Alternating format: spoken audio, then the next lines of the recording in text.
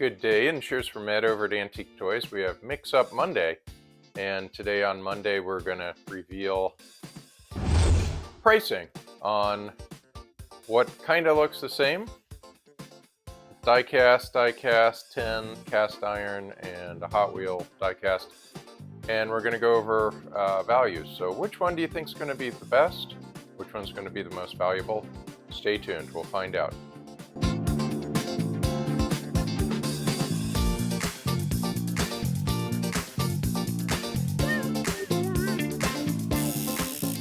All right, so let's get into it. Distances on items. We have about 12 inches of length on this guy, made by Ertl. We have about 9 inches of height. This is going to be Hubley. This one's a Japanese race car. Happens to be on our site, and it's looking at about 8 inches. And then this guy, I think, runs in about 5.5, just under 6 inches. So first off,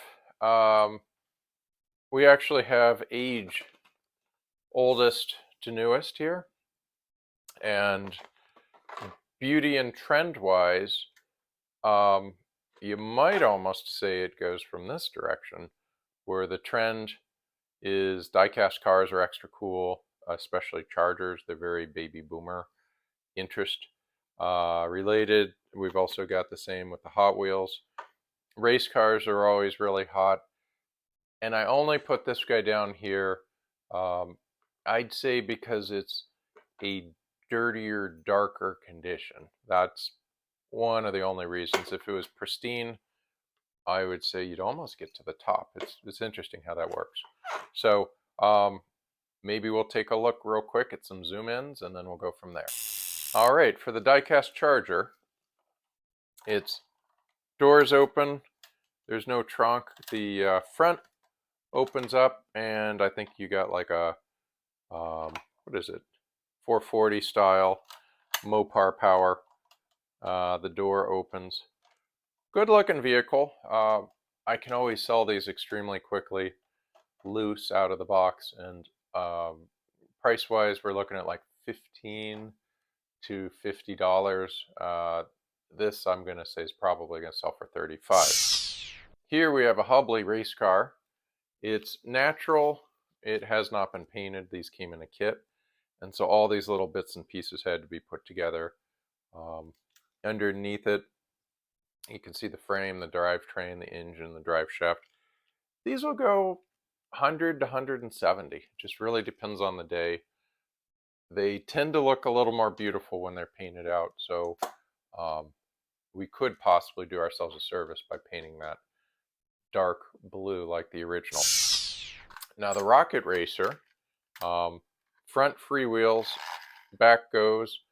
This is a tin litho from Japan, and these tend to go $300–400, believe it or not. Sometimes a little higher, sometimes a little lower. It's tough to predict, but the bottom is extra clean.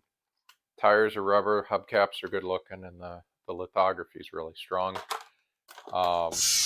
It's a 50th anniversary, so I kind of tipped the scales, but had this been the original Barracuda, you might be looking at $500 plus. Now this is a 50th anniversary, and so it ends up being, I don't know, $5 to $15.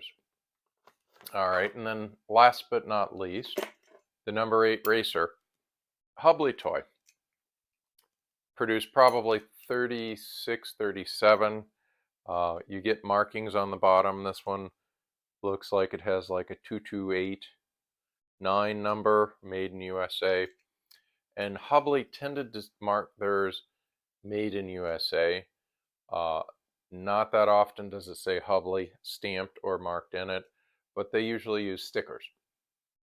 This later era, they tended to not sticker them or sign them with stampings as much because it was a less premier size. But still, it's a great toy, and it looks like a bomb. Bomb racer is kind of what I call it in vernacular. Tires are rubber, tires are original. Silver highlighting is original. So, all right, that wraps things up. Please be sure to subscribe and keep us in mind for any future collections. we're out there trying to network. And if you know of a really amazing toy that you'd either like reviewed or like to sell, keep us in mind. We're at toys@AntiqueToys.com. And we're always out there just to help the hobby and enjoy collecting. So take care.